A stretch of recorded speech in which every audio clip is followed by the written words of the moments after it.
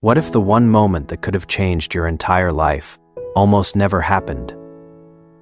Not because the opportunity didn't come, not because you weren't good enough, but because you almost said no, almost stayed in bed, almost convinced yourself it wasn't worth it, almost let that one small voice win. The voice that always says not today, and he almost didn't make it. His name was Ryan, 26 years old. Not poor, not rich, just stuck. He had a small apartment, a job he didn't love, and a dream he had stopped talking about because every time he mentioned it, life reminded him of all the reasons it wouldn't work. He was the kind of person who read motivational quotes at midnight, but woke up the next morning and did nothing different. Sound familiar? Ryan wasn't lazy in the way people imagine laziness. He woke up early sometimes. He made plans. He wrote goals in notebooks. He never opened again, but somewhere between the idea and the action, something always stopped him. Doubt wore the face of wisdom, and Ryan listened every single time. He told himself he was being realistic. He told himself he was waiting for the right moment, but the right moment never felt right enough. And slowly, without even noticing, months turned into years. He was 26, but his dreams were still the same ones he had at 19. Cold Tuesday evening, Ryan, lights flickering, people walking, life happening. But inside that small apartment, everything felt heavy. He had just come back from work. Another day of doing tasks that meant nothing to him. Another day of watching the clock. Another day of returning home feeling emptier than when he left. He opened his phone. There was a message from his old friend. Samir. Deadline is this Friday, you should try. Ryan stared at the message for a long time. Then he put his phone face down on the table. Writing that was the dream he had buried since he was 17. Words had come naturally to him. He could make people feel things with sentences. His college professors had told him he had something rare, a voice that connected.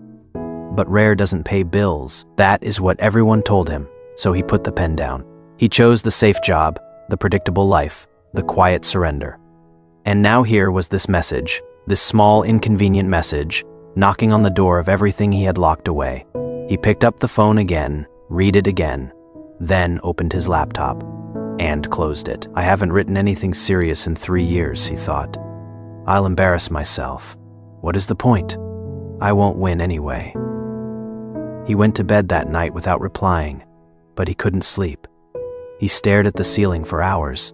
The words were already forming in his mind. He could feel them. A story, characters, a beginning.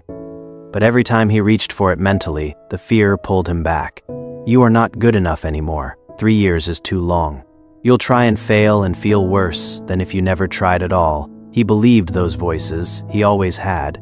By 2 a.m. he had convinced himself completely. He wasn't going to enter. It wasn't the right time, maybe next year. 8:17 in the morning, Ryan got up to get a glass of water. He walked to the kitchen in the dark and on the counter. He saw something. A notebook. Old, worn edges, a rubber band around it. He hadn't seen it in years. It must have fallen from a shelf when he was rearranging things last week. He picked it up slowly, removed the rubber band, opened it. The first page had 3 words written in his own handwriting, from what looked like years ago. Don't stop writing.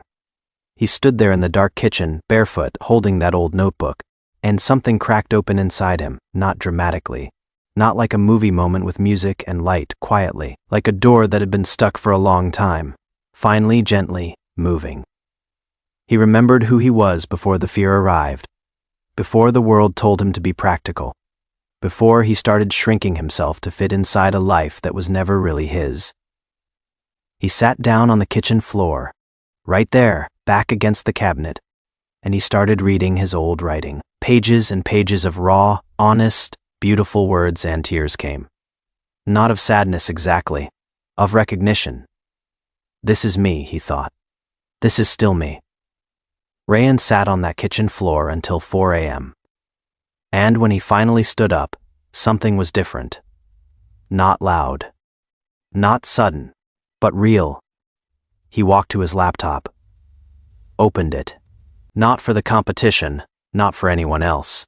Just because the words needed to come out, because he had kept them locked inside for too long, and they were heavy, and they were his, and they deserved to exist. He wrote through the night. By sunrise, he had something. It wasn't perfect. It was rough in places, honest in others, and deeply, completely his. He read it once. Then he submitted it, not because he thought he would win, but because he finally understood something that changed everything. The point was never the prize. The point was the choice. The choice to show up for yourself even when you are scared. The choice to try even when the outcome isn't guaranteed. The choice to honor the part of you that was given a gift and stop pretending it doesn't exist because the world made you feel it wasn't practical. Rayan had spent years waiting to feel ready. But that night, he learned the truth. Readiness doesn't come before the action. It comes because of it. 3 weeks later, Rayan got an email. He had placed second in the competition, but here is what I want you to understand. That is not the important part. The important part happened at 2:17 in the morning. In a dark kitchen, with a glass of water he almost didn't get up for. The important part was the decision. One small decision, to pick up the notebook, to sit on the floor, to remember who he was, to open the laptop, to submit anyway. Life, it changes in the small ones, the ones you almost skip, the text you almost don't reply to, the door you almost don't knock on, the dream you almost bury for good. Most people are one small decision away from a completely different life, but they never make it because they're waiting for it to feel big enough, safe enough, certain enough. It never will. So let me ask you something before you go. What is the small decision sitting in front of you right now? Not the big life plan, not the 5-year goal, just the next small thing, the email you haven't sent, the idea you keep dismissing, the thing you tell yourself you'll do tomorrow, and tomorrow, and tomorrow. Maybe it is sitting right there quiet, patient, waiting, like an old notebook with worn edges and 3 simple words. Don't stop writing. Whatever your version of that is, don't stop. You are not too late. You are not too broken. You are not too far behind. You are just one small decision away, and the only question is, will you almost make it? Or will you actually make it this time?